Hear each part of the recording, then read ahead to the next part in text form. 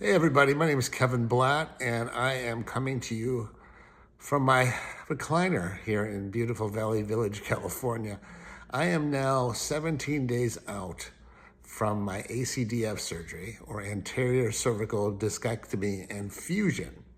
What that really means is I had a herniated disc between my C5 and my C6 vertebrae that was pushing on my spinal cord, causing a condition you might have heard of or you might have been diagnosed with, and it's called cervical myelopathy.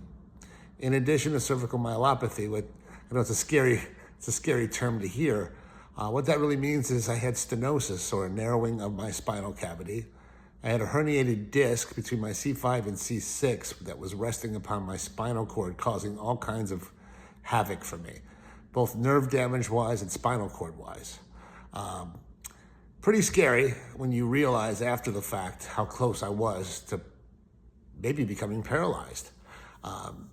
The symptoms presented as different types of numbness in my fingers, tingling in my toes, a little bit of neck pain, but nothing that was excruciating, which is why it took me so long to actually get the MRI. You know, there was some days I'd wake up and say, oh my God, I'm so sore. I don't know how I'm gonna get through the day. And other days I'd wake up and I couldn't button my shirt, or I couldn't pick anything out of my refrigerator without dropping it. My fingers were that numb. Again, as dumb as this is gonna sound, and I'm sure a lot of you guys at home can relate to this, I'm an avid golfer, as you can tell by my Pebble Beach hat. During the pandemic, I noticed that my pinky and this finger became a little bit numb. Thought it was strange, went to go see my doctor, said, what is this? He said, it's a pinched nerve. It might correct itself. Maybe you get some physical therapy, maybe some massage or chiropractor. He didn't recommend chiropractor, as most doctors will not. And in fact, the more I've learned about this condition, I probably will never go see a chiropractor again. Again, I'm not telling you guys what to do, I'm just telling you from my experience. It wasn't until I went to a concert with my brother a little bit over 3.5 weeks ago, maybe a month ago. I was getting up from my chair and I started to walk to the car and my left leg just stopped working altogether. It was like my brain was sending the signals to my leg to walk, but nothing was happening. That's pretty scary. When you start to walk and you realize that you've lost all control of your left leg, yeah, that's what caused me to go out and get the MRI. Now, I'm gonna tell you that with MRIs these days, you could almost cut out the middleman or your doctor. Once I got the results back from the radiologist, I had plugged everything into ChatGPT. You know, we're living in a world right now that we're very, very advanced with technology.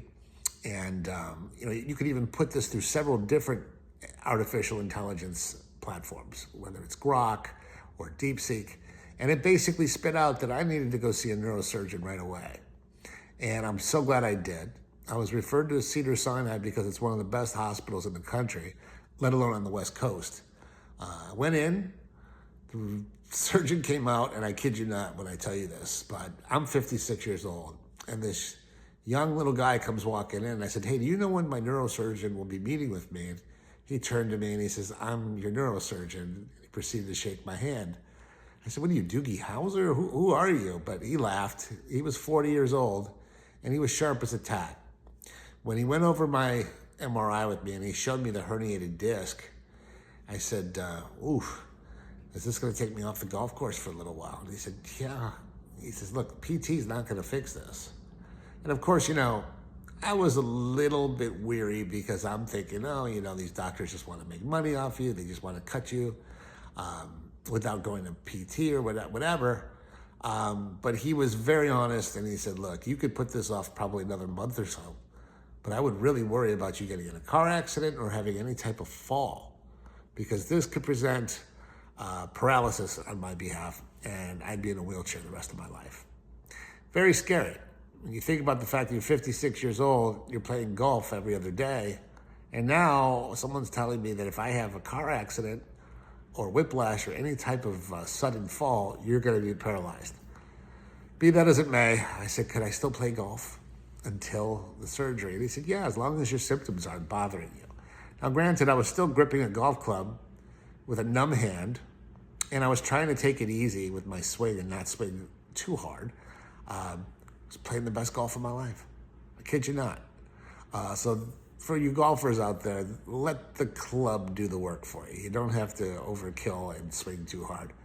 Again, I'm digressing, but the worst part of the surgery for me was the lead up to it. The anxiety, the not knowing what was entailed with it. When you look up the surgery, and believe me, I'm a neurotic person to begin with. I looked up on YouTube every single surgery for ACDF. And what they do is they basically cut you right here.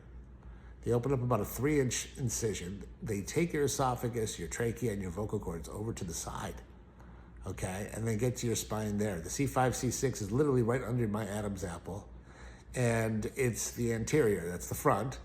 They also do a discectomy from the back, which is called a posterior.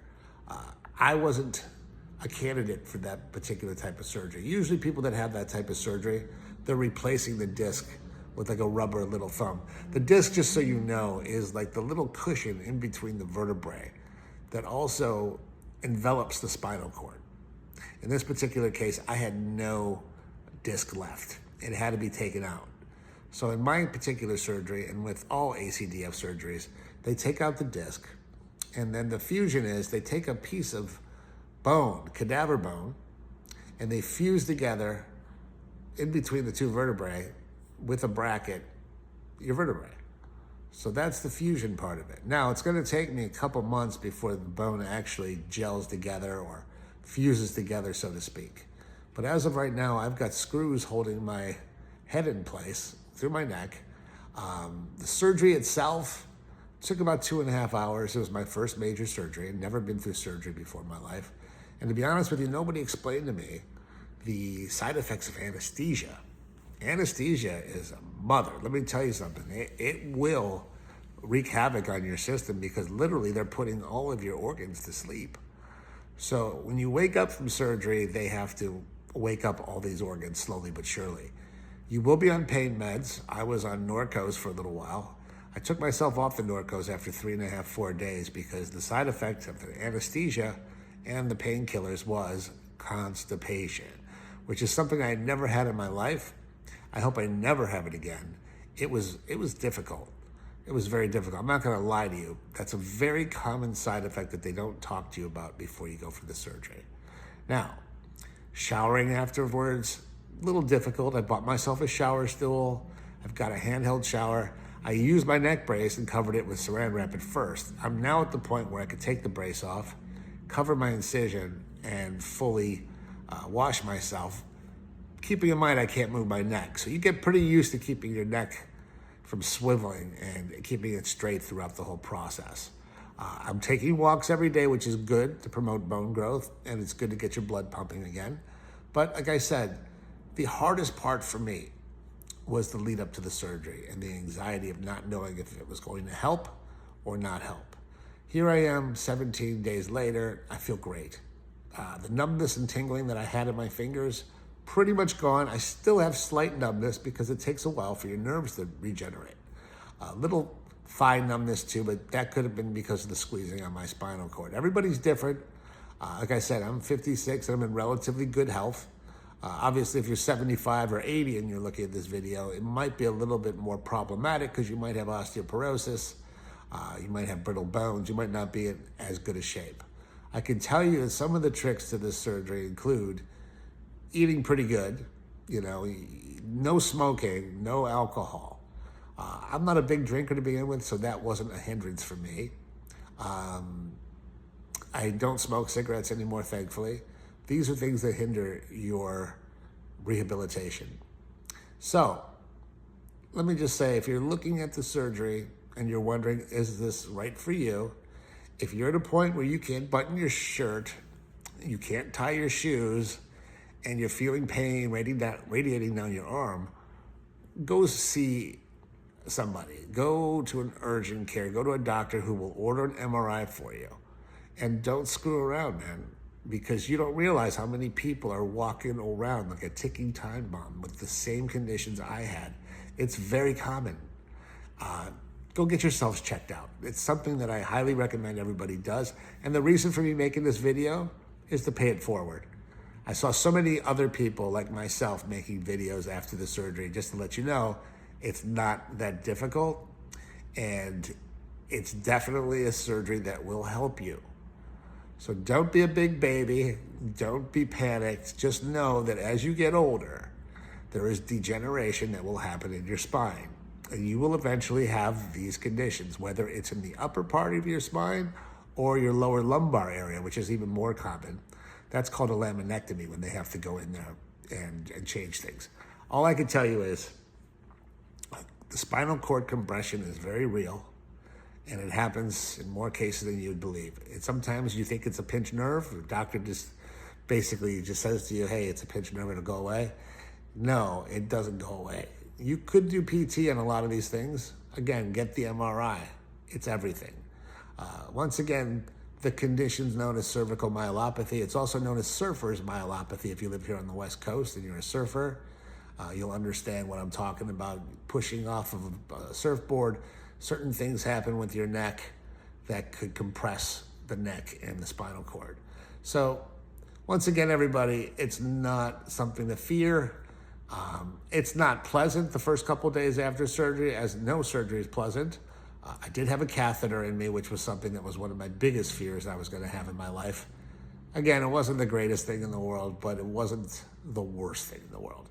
The doctors at Cedars are wonderful. I highly recommend them if you're in Los Angeles or you're on the West Coast. I got incredible care. So once again, this is Kevin Blatt signing off from Valley Village with a new vertebrae, hopefully fusing in my neck.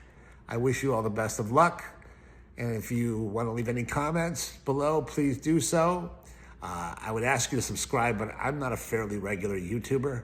I don't make a living doing this. I'm just paying it forward. I wish you all good health and wealth and best of luck.